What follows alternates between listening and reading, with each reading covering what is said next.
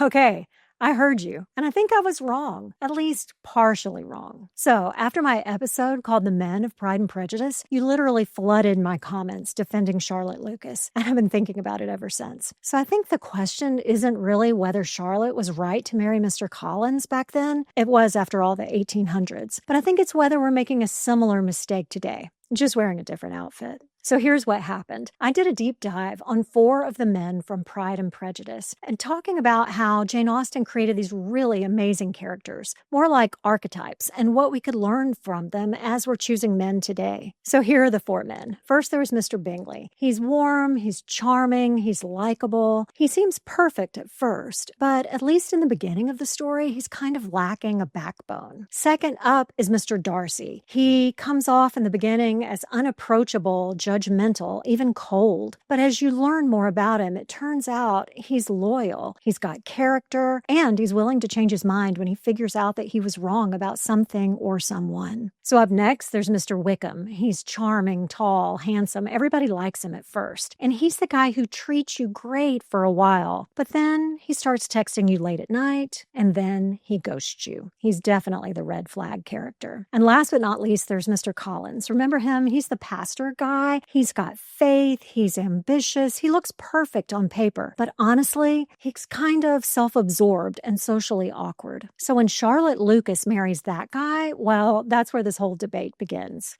Mr. Collins and I are engaged. To be married? Yes, of course, Lizzie. What other kind of engaged is there?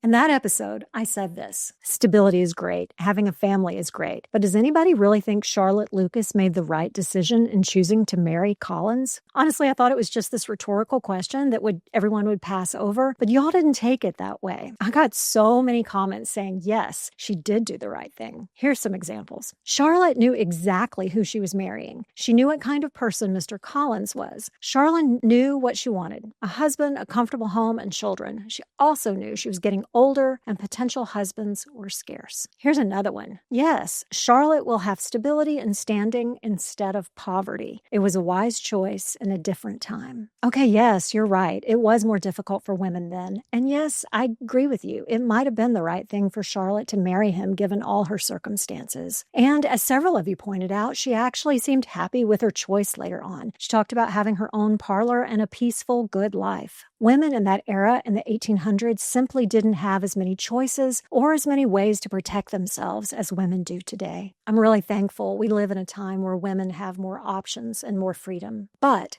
I still don't think you should see marriage as just a business arrangement or just a merger. It's bigger than that. It's more than that. It's more like 2 people coming together, hopefully on mission. You want to, ideally, build something bigger than yourselves, something that will actually outlast you. For one thing, if you're really only looking for economic stability in a man, well, that's not fair to him. And honestly, I think it's good and right to look for love. You shouldn't settle when it comes to who you're going to spend the rest of your life with. So here's what I really think. I think we should have standards, but we should not have unrealistically high expectations. By standards, I mean I think it's good to have things that you just won't compromise on. For example, does he share your faith? Does he want kids if you do? Is he honestly gainfully employed? Does he have enough ambition to support you and a family at some point? Do you love him, flaws and all? And honestly, maybe Charlotte Lucas had a list like that, and she decided that Mr. Collins met her standards with his cringy personality and all. But, like I said, the idea is to have standards that you don't compromise on, but not to have unrealistic, ridiculous expectations. Honestly, ask yourself if you might be being too picky. And, truth be told, I might have encouraged that by giving Mr. Collins the ick in that other episode. No one is perfect, but I am seeing, especially on social media, these ridiculous standards for men everywhere now. And maybe it's because we're so used to having like all these men on dating apps, and you can just swipe left like it's nothing at all. One thing I've seen on social media is this idea of women wanting a 666 man. And no, it doesn't mean she wants someone who's into Satanism. It means she's holding out for a guy who's over 6 feet, who makes 6 figures and has 6-pack abs. And then there's this other trend going on now where these groups of guys and girls, Christian guys and girls, get together and they vote on whether a characteristic is necessary in the opposite sex. She's a Christian girl, but she watches Love Island. No, it's not like... And some of it is so stupid. Like, can she cook? I mean, come on. When I got married, I could barely boil water, but I ended up learning. I fed a lot of mouths for a lot of years. And then there's another one. Does she listen to anything other than Christian music? I mean, come on. That ain't what gets you into heaven, people. And then the girls are just as ridiculous. He's Christian, but he can't dress.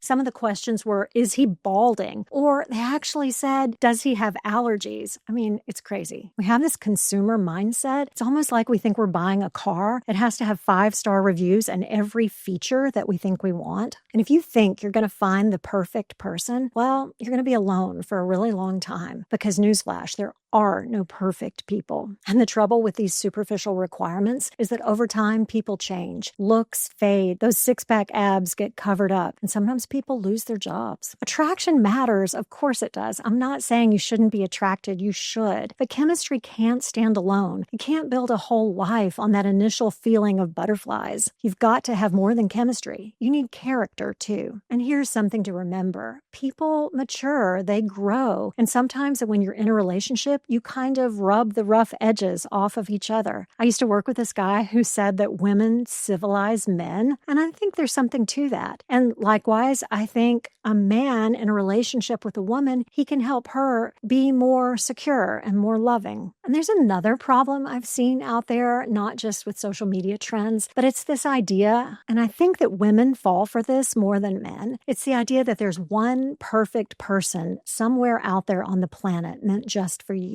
It's kind of the idea of the rom-com, right? But that's not real life. I've never really loved the idea of finding your soulmate because it kind of propagates this idea, right? Like there's just one person for you and you're in some magical moment, you're going to find this one person that destiny has for you to spend the rest of your life with. I just don't think that's right. I don't think there's just one person who could be a match for you. And honestly, I think that's what the Bible says too. It says, marry who you want so long as they're a Christian. But there is one thing I like about that expression, finding your soulmate, and it's that the emphasis is on soul. You want to find someone whose soul you love, not their hairline, not their bank account, not their abs. And honestly, I think that is something I got right in the episode about Pride and Prejudice. I think Jane Austen was trying to tell us to look for character, not just chemistry. Wickham was chemistry, right? Don't just look for chemistry. Look for character, proven character over time. We keep judging men by appearances, right? Like how they look on a dating profile, what they say in the moment, what they post online. And every time we do that, we miss the one test that actually matters, proven character over time.